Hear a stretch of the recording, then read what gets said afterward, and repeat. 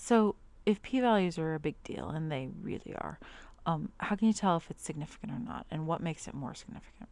So let's start here. If you have a p-value of 0.03, is that a significant result at the 0.05 level? Now remember what they're telling you. When they write this, they're telling you your p-value is 0.03, right? And remember that's the chance of being p hat being where it is by random chance. And then when they say significant at 0.05 level, what they're really telling you is that this is alpha, right? They're saying to you, they don't come right out and say it in words, but this is alpha. Alpha is 0.05. So is that significant or not? And the answer is true. I suppose this wasn't really warranting a question mark. I'll make that a decimal point, right? A p-value. So that's a true statement. Explain. Well, if the p-value, which is 0.03, oh my goodness, 0.03, there we go, is less than alpha, which was 0.05, then we reject H naught.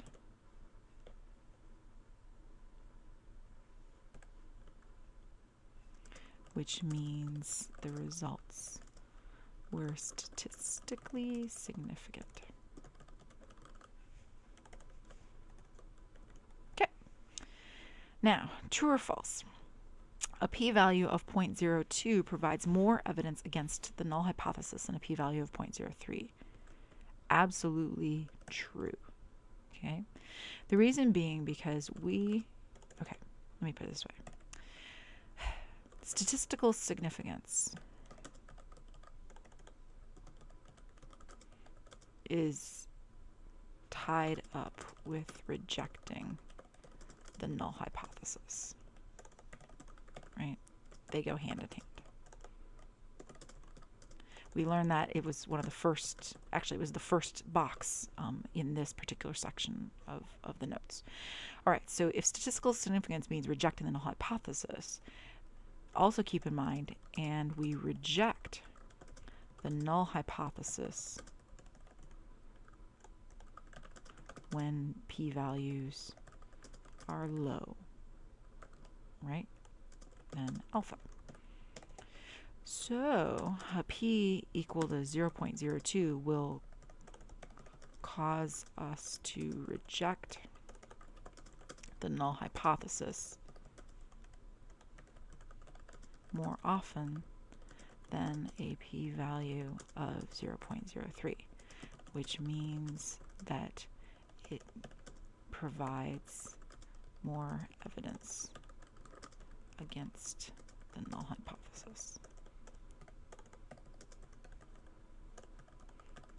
For example, if your alpha was, just bear with me, 0.025.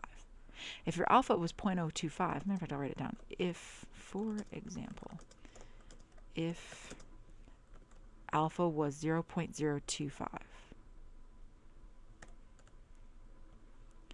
we would reject the null hypothesis with p equals 0.02, but not with p equals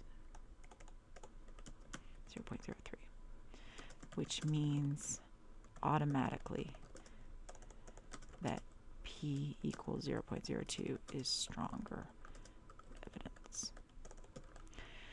Provided everything's random and unbiased and all those other magical things that we don't really check for anymore, but we assume to be true from chapter 1, which of course in real life often aren't true, but that's a whole nother discussion. All right, so let's start this next problem. We're never going to have time to finish it, but let's begin. The CEO of Consumers Energy claimed that 80% of his million customers are very satisfied with the service they receive. To test this claim, the CITPAT surveyed 100 customers using simple random sampling. Among the sampled customers, 73% say they are very satisfied. Based on these findings, can we reject the CEO's hypothesis that 80% of the customers are very satisfied? Use a 0.05 level of significance. All right.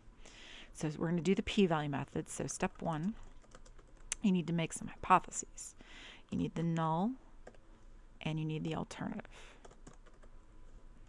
All right, so what is he saying about his customers? He's saying the proportion of customers is 80%, right?